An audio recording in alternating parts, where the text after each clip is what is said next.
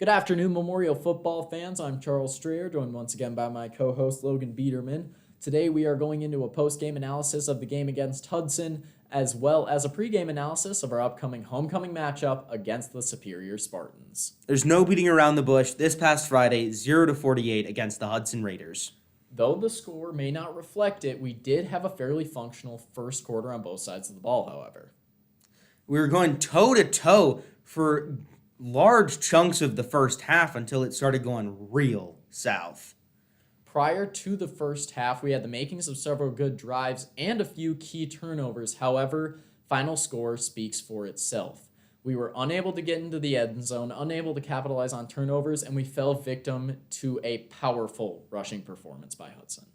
Though we did manage to get 3 turnovers on fumbles, which in and of itself is impressive, no doubt about it, our defense did have a heck of a struggle against those rushing plays. 7.6 yards a carry was Hudson's average, and 356 total yards were gained on the rush. 94% of their play calling was structured for the run, with 47 of the 50 plays being running plays. And that's been a theme for the whole season. Our opponents have specialized in these rushing plays, and anytime they throw the ball, we've done a decent job at defending against it, but if they don't need to throw the ball, they're not going to. Yep. With that reliable option, we need to take away the viability of the run game, force them to pass, get some more variety, and that's where our defense can shine in that variety.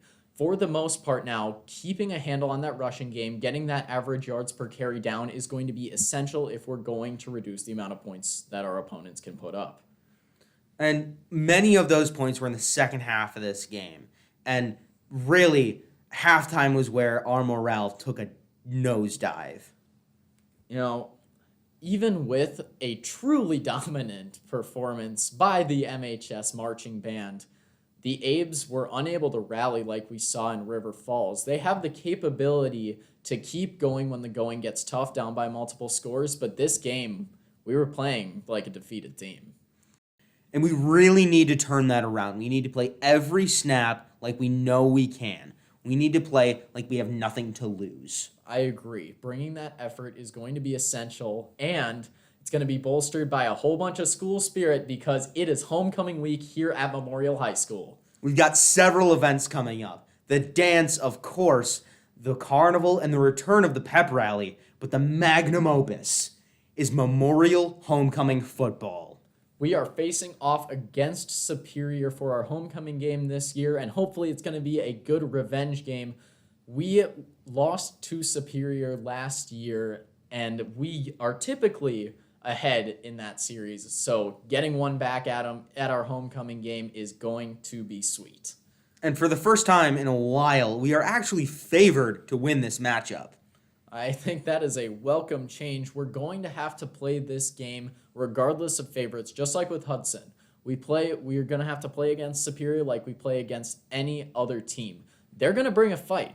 They are going to want to upset us on our homecoming night and take another one for the series, make them 2-0 in the past 2 years, but I think they've got a heck of a fight in store for them.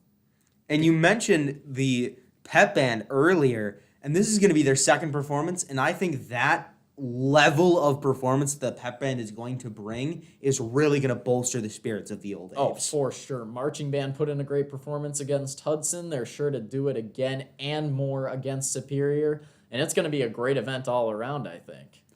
Go Abes. Hey everybody, I'm Aiden Rickard, Eagle Eyes Other Guy. Be sure to follow us on Instagram, TikTok, and check out some of the other videos on our YouTube channel. Go Abes!